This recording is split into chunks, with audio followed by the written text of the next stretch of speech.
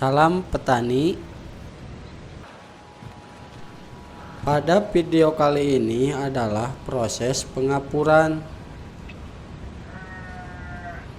Proses pengapuran dilakukan setelah proses penyangkulan. Penyangkulan bisa dilihat pada video part sebelumnya.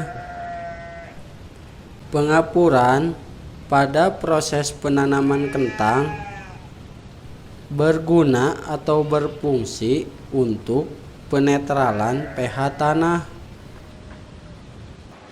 Ya sapatok salawe kilo gitu. Masih anak puna. Lahan 2 patok menghabiskan 1 karung kapur ukuran 50 kg. Harga 1 karung kapur Rp50.000.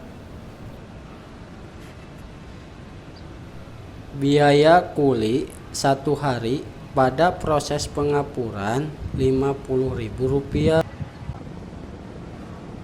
Setelah selesai proses pengapuran, didiamkan 1 hari sebelum pemupukan. Seperti itulah proses pengapuran pada video ini.